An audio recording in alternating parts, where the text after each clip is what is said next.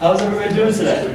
My name is Tibbs, and this is my project, the Caster. It's named that because it's a mix of my name and a Telecaster, which is the kind of guitar I built, a guitar solid problem. Here's my logo. It stands for Casey Tibbs Guitars. Has a little guitar headstock in there. So, a little bit about me. I am 17 years old and I am a senior here at Grandview. Next year, however, I will be attending UCCS in the Springs for aerospace engineering. I have two certifications in SolidWorks. I have my CSWA and my CSWP. I've been playing guitar for about 10 years now, and during that entire time I've been attending school of rock, playing in awesome concerts, but I also love the outdoors.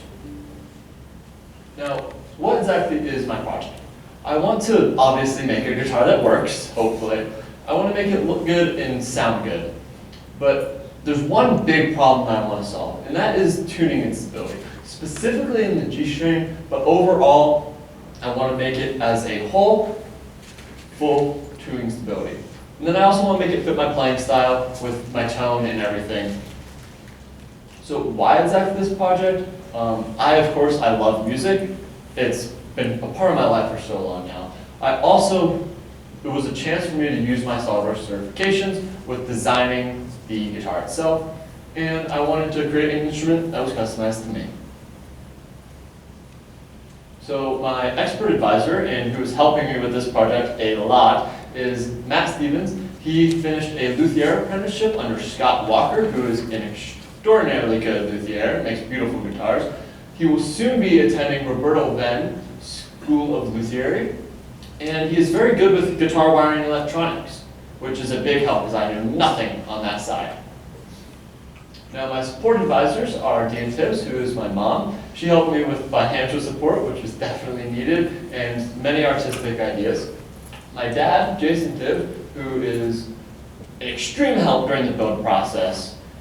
Grace Boudry, who is one of my peers in this class. She helped me a lot with design ideas, and she's a fellow musician, so it helped me a lot there. And then our family friend, Jeff Kinsfather, who was kind of just there like, way to go, buddy. My plan for this, my guitar style and my inspiration came from this photo right here. It's a Telecaster, is the type of body style, and it specifically has 6 strings, because you to any less or more. And then what I kind of want to tackle here is fixing the G string problem, which is tuning instability. And to do that, I had to build the neck, which is a major part of this project, and then build the body. And here's a funny little meme I found on the internet that shows the guitar strings, and there's the G string being all weird. And so here's some guitar anatomy before I get started. Over here we have the whole body. And so the biggest components of this are the bridge right here, which is what the strings connect to in the body. We have the output jack, which is where you plug into the amp. We have the volume and tone knobs, the selector switch, which selects between the pickups here. And there's 2 different kinds, specifically related to my project, single coils and humbuckers. And notice the difference, the single coil has 1 coil and a humbucker has 2. And there's also the pick guard, which kind of covers everything up and makes it look pretty. Moving on to the neck, this is the entire neck as a whole. The 2 parts are the primary fretboard area and the headstock. In the fretboard area, we have the frets and fret wire. Fret wire is the metal parts that you see going across guitars, and the spaces are the frets where you place your fingers to make different notes. There's also the nut of the guitar, which is where the strings go through at the top, and then there's the tuning machines, which is what the strings connect to and allow you to change the tension and the tuning of your strings. Now, some tone vocab real quick, because I'm going to be talking about this a lot. We have dark, which is usually muddy and kind of very, I guess, dark sounding. It's the right word to use for it. It has few high ends. And then there's bright, which is the exact opposite. It has all the high ends that could be described as sharp and piercing to the ears almost. Then we have clean tones, which is the natural untouched tone of a guitar. Think of an acoustic guitar. Then we have distorted, which is where the tone is actually altered, giving it more of a dark, muddy tone. So as far as my research goes, I had a primary research phase that took place during October and November. During October, I would research wood types, fret inlays, tuning stability, and specifically Bigsby bridges, which is what I have on there now. In November, I found all of my dimensions I needed: electronics, the truss rod installment, which I will go over later, neck angle, bridge and pickup installation, and then all of my other little parts that I needed to buy. So in terms of the wood types, they contribute a lot to the tone and how dark or bright a guitar is. There's also different used woods for the body, the neck, and the fretboard of the guitar. Common body woods are things like ash, basswood, mahogany, and maple. Neck woods are maple and mahogany. As you see, there is some overlap there. You can use them for both. In this project, I didn't. Then fretboard woods, maple, ebony, and rosewood. In terms of the tone, this is specifically looking at body woods. On the very bright end, we have ash and maple. I didn't want super bright tones in my guitar. I wanted darker. So over here, we have basswood and mahogany. That's more in the range I'm looking for. But there's one more up there, and that's limbo. I haven't talked about this one yet because it's not super common. That is the wood that I ended up choosing, specifically because of the way it looks. It's very pretty and has lots of very cool grain patterns in it. For the neck, I ended up going with a roasted maple neck and an ebony fretboard. Moving on to my tuning stability, my initial findings were break angle. And so this is the angle at which the strings leave the nut and go back to the tuning machines. And that is very important because all of this leads to friction. The more break angle, the more tension and the more friction. But too little, and you'll cause your strings to buzz in an unwanted way.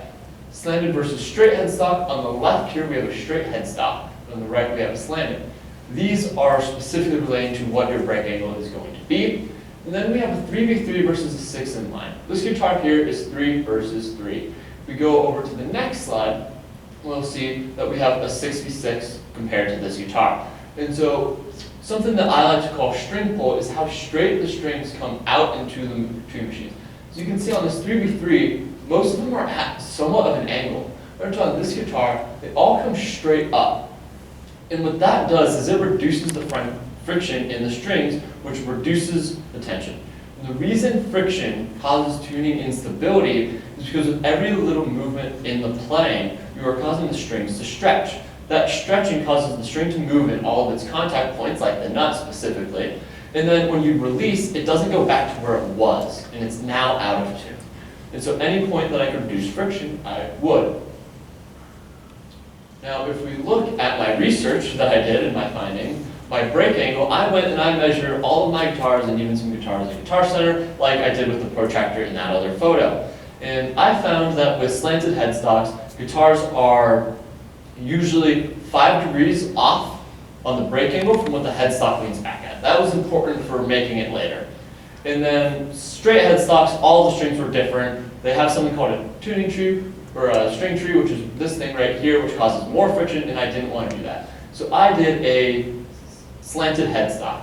And I also put the tuning machines on this side instead of this side. And that is to get these thinner strings closer to the nut, reducing tension and friction. Moving on to the electronics, some of the components are potentiometers, pickups, and capacitors. So potentiometers are your volume and tone knobs that we went over earlier. They're just the inside of it. And these come in a couple different values, 250K and 500K. Now those match to your different kinds of pickups. A single coil fits best with a 250K, and a humbucker fits best with a 500K. Now moving on to capacitors, those are what separate a potentiometer from being a volume knob and a tone knob. And what it does is it cuts the high ends off and allows you to keep some of your sound there while drawing back your high ends, allowing you to adjust your tone. Now, how pots work is they have some of this resistant material in here, and when it's all the way one way, everything is going to be completely grounded, cutting off all of your sound. When you turn it the other way, it will be the opposite, where nothing is grounded and you have a full signal going through. There's also push-pull pots, which are relating directly to my project. As we look here, we have this photo here, where when it's pushed down, you have it blocked off here. When it's pulled up, it's just these 4 that are selected. What that allows you to do is split a humbucker to make it sound like a single coil by splitting the coils to where only the signal is coming from one of them, based on how you wire it. Now onto my pickup choice, I chose a mini humbucker for my neck position, and I chose specifically a Firebird by Lawler pickups, and on the bridge I chose a single coil, which is a specialty by Lawler. This is that humbucker in the single coil. But there's a problem mixing them because of the different pot values. And so when you have both of them running through the same pot and they use different values, you get muddy tones. And so there's a couple solutions to this. One of them is to use a resistor. And so you take a 500K pot, and what your resistor will do is trick the single coil into thinking that it goes through a 250K pot. Problem is, in the middle position where you're using both pickups, it can create muddy tones. The other solution is to make two volume knobs and one tone knob. This gives you the best of both worlds. Each pickup can go to its potentiometer, but you have to be able to make room in the guitar, which I will go over a little bit later. Some of my other research is my parts, like my bridge, my tuning machines, my truss rod. Very simple. It's just figuring out what specific parts I want to buy. With the truss rod specifically, this is what I was going over. The truss rod is a rod that is in the neck that allows you to bend the wood to keep it straight or to adjust the height that the strings are off the fretboard.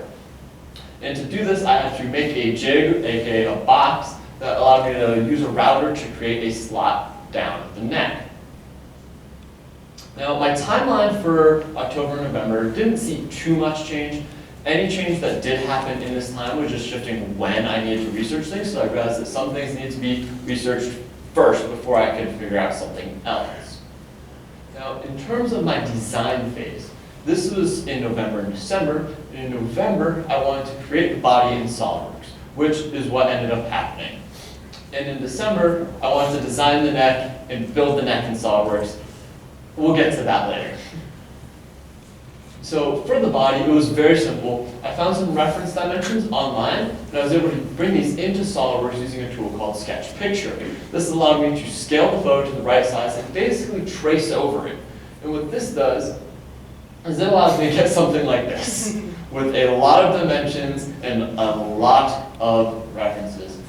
But it gives me this in the end. And then after going through on the inside and making all of my pockets, we have the finished design of the body. Now moving on to the neck. My original plan here was to make the neck in SolidWorks and cut it out completely in a CNC machine. And so this is what this plan looked like. So I had to make it first, obviously. And I had a lot of struggles with this, because I'm not incredibly good in SolidWorks and I don't know a lot yet. I still have much to learn. And so the first thing came here. So if you notice, this right here at this end is going to be the same profile as this small one. This one is the big profile. If you notice, it tapers, not both sideways and vertically, which was a big struggle. But my buddy Bryce, who was in this class, showed me the lock tool, and I was able to connect these up very well. However, now I had to connect on the heel and the headstock, which was a struggle. I ended up going through probably 6 different iterations on this neck. This is the last one, because it was just super blocky and I could not get it to work. But then I ran into a much bigger problem. So here is a side view of my neck, and here is a SolidWorks view of my blank piece of wood that I made. My neck is too thick from here to here, and it's thicker than the piece of wood that I bought. So I couldn't just cut it out in a CNC machine from one piece. I had to find a solution to that. And so the solution to this is something called a scarf joint. There's a couple ways to do it, but I ended up with going on this one on the left. And so what you do is you cut across the wood, and you take your piece and you flip it over, and whatever angle you cut it at is the angle that it would flip. I ended up cutting mine at 10 degrees, so I get a 5-degree break angle. But the problem with this is that now I can't use a CNC machine, and I had to hand make the neck, which saw a lot of change to my timeline. So here's my new plan. I was going to make the scarf joint, use a template to route the main shape, and hand carve the back of the neck. So what routing the shape looks like is you tape a template to the top of your piece of wood, and then you use a bandsaw to get really, really close, and then a router to get exact. In terms of actually carving the profile, I would use a spoke shave, which is the tool on the right, and a saw rasp, which is on the left, to get that refined shape and the curve on the back of the neck. So what didn't change from my original plan is that I was still going to have to glue on and route the fretboard completely separately, and that the truss rod slot is still going to have to be done by hand. So my timeline in this time changed a lot. It went from more of designing everything in SolidWorks to researching and planning how I wanted to build this neck. So now that I had my layout and my structure and what I was planning to do, I had to actually do it. So in January, February, March was my build phase. In January, I had to cut out the body and make all of my jigs and boxes to be able to cut everything. In February, I had to build both of my necks. I built a practice neck and the real one. And then in March, I had to put everything together, wire the electronics, and apply wood finish. So looking at January, when I cut out the body, this is super simple. Since I already had my SolidWorks design, all I have to do is go to CCIC and cut it out. However, I mentioned earlier that I would have to make room for 2 volume knobs and a tone knob. And so to do this, I would make a cavity in the cavity underneath everything. And I tried to use a router at first, but I couldn't find a bit small enough. Then I was using a Dremel in here, and it was working very well. And then our Dremel died and we couldn't find a charger anywhere online because it had been recalled. Then I used a drill with a Dremel bit, and that ended up working, and I was able to get the cavity built. In terms of making the jigs, I struggled with this a lot. I thought it was going to take me about a week to make everything. It took me closer to a month. So first off, to make the scarf joint, my wood is 4 inches thick, height-wise. And a table saw, like the table saw here and our table saw at home, aren't tall enough to cut all the way through the wood, which is kind of a problem. So we were looking at the miter saw, which is much closer to getting all the way through the wood than the table saw. Still not quite there, but the bigger problem with it was actually figuring out how to cut such a small angle. We're looking at a 10-degree angle here.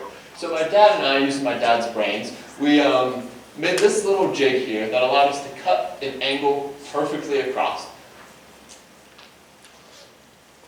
So the other jig I had to build was for the truss rod. And so it's a box that sits on top of the neck. The neck is this under here. And it allows you to take a router bit and go all the way down it with the perfect size, perfectly straight. It took a while to just get the box perfectly right, but once I did, it worked perfect. We were also trying to plan to make a homemade planer. And so for those of you who don't know what a planer is, it basically takes a piece of wood from a certain thickness and you run it through and it'll make it the next thickness. We didn't have a planer at home, so we tried to use a router to do it, but it ended up being very off, and so we only ended up doing that for the practice neck. With the real neck, I used a real planer.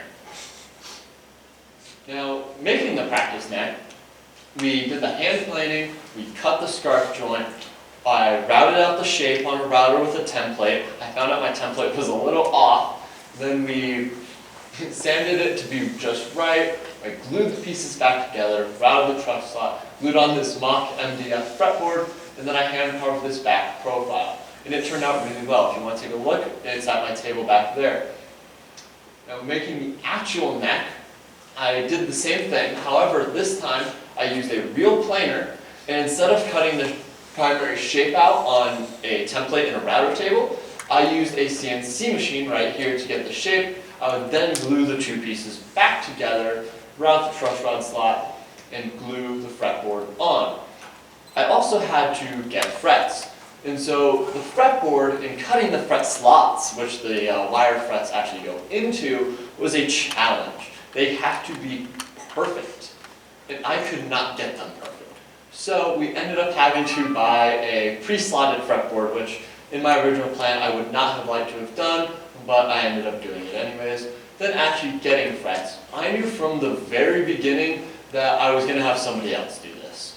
Fretwork takes a lot of learning and practice, which I had not had time for. And if it is not just right, your guitar is going to be off and it may not play as good as you would hope. So applying the finish, I did this during spring break because I had to give me a free week to do it. And for the neck, I use something called True Oil, which is typically used on like gun stocks. And I used 8 coats of it to make the neck look good. On the body, I used a clear grain filler to fill in all the grain because the limba is very porous. And then I applied 5 coats of tongue oil, which gave me the finish you see on the guitar there. Now I have to put things together. The neck and the body, I bolted on the tuning machines to the top of the neck. And then I drilled all of my holes in the perfect spot and bolted them together. This allowed me to, now that I had my neck on, to run strings down and line up my bridge.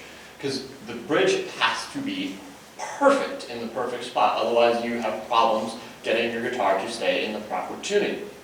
And so to do this, I pre-drilled my holes for lining up the bridge and I screwed it all in. And I repeated that for the Bigsby. Now, for my wiring, overall, this went very smoothly, although it was a big learning curve. Soldering for me was very weird, and I wasn't sure what to do.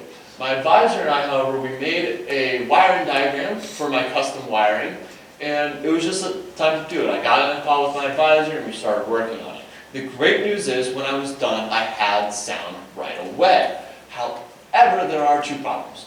One is the tone knob. So this was a very quick fix. The tone knob wasn't working how it should. It was basically useless. And so we found out after looking at the wiring diagram that these 2 wires should actually be going to that low. Super fix, did it right away, and it worked right after. The next biggest problem is the 2 pickups. So you remember that selector switch I was showing you earlier? Mine has 3 positions. One is for the neck pickup, one is for the bridge pickup, and there's one in the middle that uses both. However, with my wiring, it's like I'm always in the middle position. And my advisor and I have double, triple, quadruple checked the wiring diagram countless times, and we can't find anything wrong. I've double checked that with my actual wiring, and I can't find anything wrong.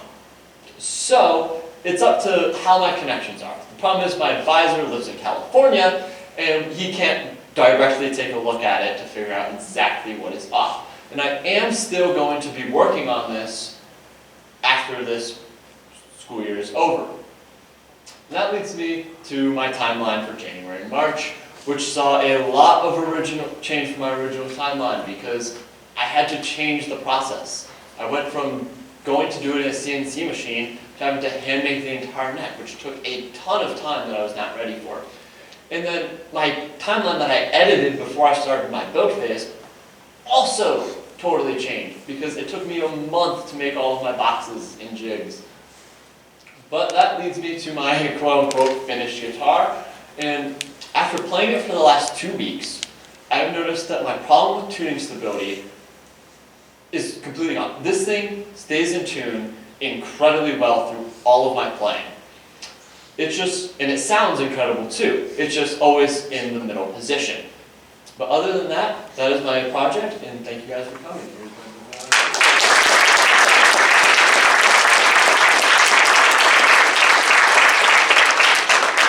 Any questions? Yes, Dylan. How did you actually fix that tuning problem? I fixed it by the complete design of my headstock.